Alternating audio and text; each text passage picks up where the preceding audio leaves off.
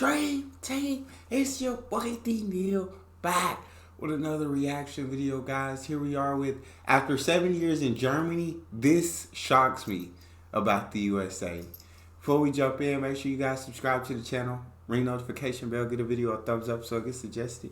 Oh my God! I have lived in a small German town called Schwäbisch Hall for the past 7 years. I am currently back at my home in the States, and I am getting bombarded with reverse culture shock. I am very uncomfortable going in here. Quite shocking to see. This is where Americans come to get groceries. They put it all in one spot. That's none of your business. Why would you ask me that? We made it in like that. Reverse. I'm very intrigued in seeing this. This one drives me crazy. This is a pepper, also known as a paprika. How much do you think this costs? 79 cents. How expensive grocery prices are. 79 cents. $1.50. That's bullcrap. Isn't that crazy? Especially God. healthier food. Basically twice the price that it is in Germany. Fruits and vegetables are way higher priced here, at least in Oregon compared to in Germany. And it's not just... Nah, the healthier foods definitely are much higher than the unhealthy food. The unhealthy foods you can eat for cheap. You can get cheap. But them healthy foods, my God, bro. When I started trying to eat healthy, it was insane, the night and day price difference. Fruits and vegetables, other staples such as meat, eggs, and cheese are more expensive as well.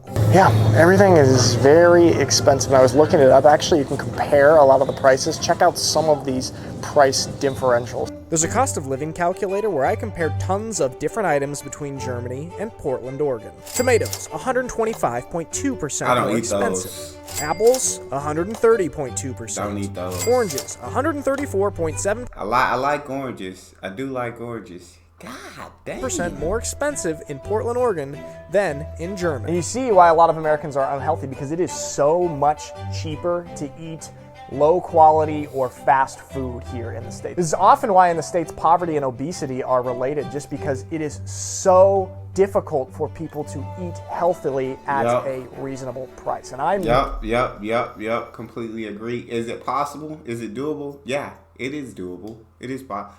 But you gotta really know like your nutrition facts. You gotta really know how to eat healthy foods for cheap. You have to gain that knowledge and learn. But yeah, it's much easier. It's much easier to just go get the cheap, unhealthy food. It's much easier. The healthier food, like I said, is more expensive. It's possible to eat healthy and still not break the budget. But eating unhealthy is going to be the cheapest way to go, no matter how you slice it. noticing this when we go grocery shopping here. Behind me, we have a marijuana dispensary, a store where you can just go in and buy weed. It looks like a regular store, it looks like a coffee shop. Nice on the outside, and these are everywhere. If you are 21 or older in my state of Oregon and a handful of other states, marijuana is totally legal, not just for medical purposes, that's lit, but for recreational as well. That is lit. In Germany, marijuana seems to be much more of a taboo subject, whereas in the States it's much more open and much more accepted. And it's kind of crazy because this big boom, especially the recreational side of it, kind of happened while I was over in Germany. So to come from a culture where it's a little more hush-hush taboo to a culture in Oregon where it is mainstream, it's all over the place and totally legal, is quite shocking. I mean, it's legal, right? It's totally legal. Okay. This one's kind of wild to me. Yeah, marijuana, I don't think it's a bad thing. I don't see it being any worse than alcohol. You know what I'm saying? I think in both instances, it's just too much for you. It's going to be terrible for your health, for your body. Well, alcohol and marijuana, I put them in the same. Too much of it is going to be terrible for you. But yeah, I understand the taboo. I feel like I had a big taboo on it growing up. There was a big like gateway drug and all that stuff. But when I grew up, I'm like, bro, like alcohol is legal, yet it is just as bad, if not worse, than marijuana. So why is this legal and this isn't? People almost treat politics here like a sport. People will have bumper stickers of their favorite or preferred political candidate, or they'll have signs of their name in their yard or Yeah. even flags of their favorite political candidates. Yup. This is something that you do not see in Germany. I feel like That in is Germany, such a fact. people's political leanings are much more private for the most part, or at least are not displayed like a sports team flag. It's like so funny. You'll see, a bumper sticker with a political candidate and then an NFL team. It's just like, feels like it's kind of wild to see.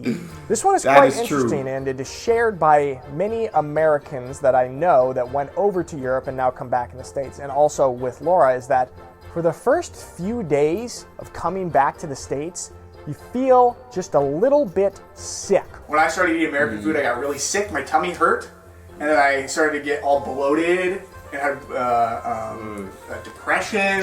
That was from something else. Like, the food made me He said I had depression. That was from something else. No, but I have heard like many videos, like Americans going overseas and coming back, or overseas people coming to America eating and getting sick from the food. I have heard many videos about this. So after hearing all these different people say the same thing, you gotta believe that what they're saying is true. sick. So that was my reverse culture shock.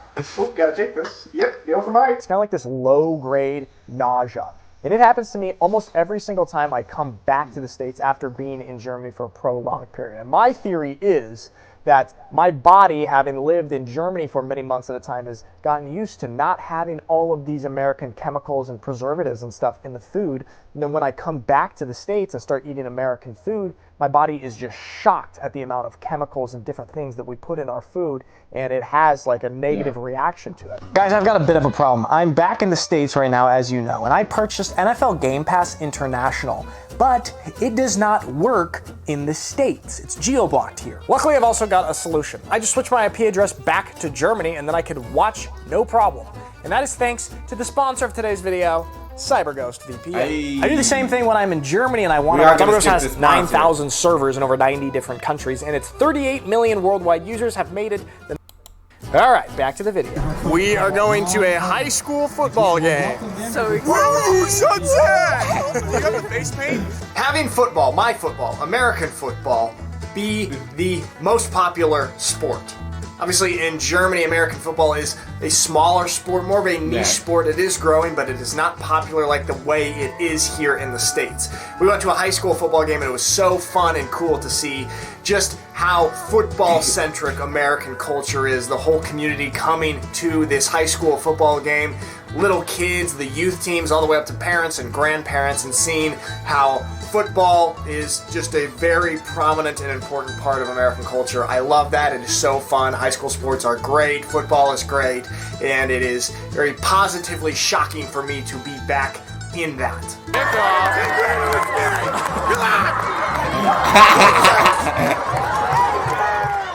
So picture this, is the first couple days that I'm back here in the States, I picked up Laura. Yeah, America loves football. What is it? Absolutely love football. And he was in Portland, Oregon. Imagine if you came to like Texas, like football state, like be crazy. We're about to head south on a little road trip. We stopped at sort of this drive-through cafe, coffee shop place, and the cashier is so talkative and so friendly and asking, hey, so what are you guys up to today? And I actually froze for a second thinking, that's none of your business. Why would you ask me that? Then I kind of realized again, okay, I'm back in the States. This is totally normal to have this small talk, friendly interaction with people. Always like when you're paying by card or something and it takes a couple seconds, there's that kind of little moment. That's when oftentimes people will be like, so what are you doing today? It's just your classic American friendliness, but this does not happen in Germany at all. And so I was really shocked when that happened to me during my first couple days back here. And now I'm back used to it again. You guys know I love the pleasant American small talk. It is a beautiful, beautiful thing. I love it as Been well. in Germany for a long time, you've gotten used to more German interactions or lack thereof. Some cashier that you don't know asking you, what are you up to today, or what are you up to this weekend, felt a little invasive at this point. What you have here is Yeah, I can't imagine. I'd have to go overseas for months. But yeah, I can't imagine them like not making small talk. Like it just being silent. Like smile, you say, hey, how are you doing today? Everything going good? Small talk while you're paying. Yeah. Strip mall, okay? And I know what you're thinking. Not that kind of strip. Strip mall, it's basically a mall where the stores open to the outside. There's a big parking lot here. There's so many strip malls in the United States. Basically, all of our stores and infrastructure is built around strip malls. Yeah. This is a bunch of stores on the road. It's basically a big old parking lot because everything revolves around the car. Then you've got a bunch of stores lining the outside of the parking lot. I always think about the German Fußgängerzone, or pedestrian areas, the shopping areas in Germany, and how much more pedestrian-oriented they are compared to the car-centric American strip mall. That's So interesting. I mentioned strip malls. We have one of those kind of close to our house. Maybe it's a kilometer away. And Laura and I have been very European. We've been walking down to the strip mall to the coffee shop. And during these walks, we kind of noticed basically how much of an afterthought pedestrians are. Like how long it takes for the light to turn green for the pedestrians compared to the cars. Get a real sense of the car supremacy in the United States. The pedestrian is a second-class citizen compared to drivers of That's cars. facts. It's also interesting that there's That is facts. I will 100% agree with that. I will 100% certain agree places with that. on the road where I feel like in Germany there would be crosswalks here. They're kind of like natural crossings for pedestrians, but at least in the area that I live, there are not crosswalks there, so we always have to jaywalk to get across the street. We just crossed the street, but we had to wait a long time because there's no crosswalks and everything is more made for the cars. This one's pretty sad, and it's just the amount of homeless people and tents everywhere, especially driving around the city on a lot of different intersections. There are always homeless people with signs asking for money there, or groups of people, or a lot of tents off on the side of the road, and kind of like these little tent communities. It's very sad, and it's pretty shocking to see, especially after living in a small German town for so many years, where this just does not really exist.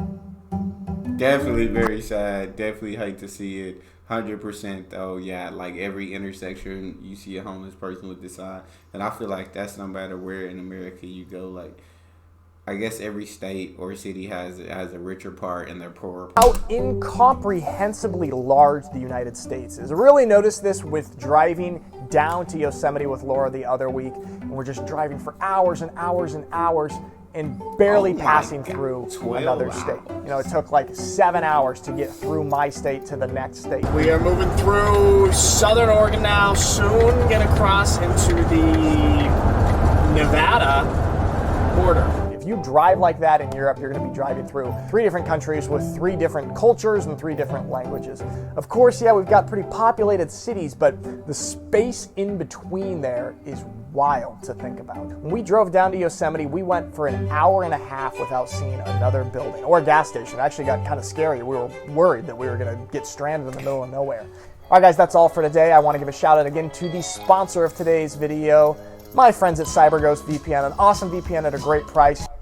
That's all we got, man. I gotta agree with all of his stuff that he's saying about America.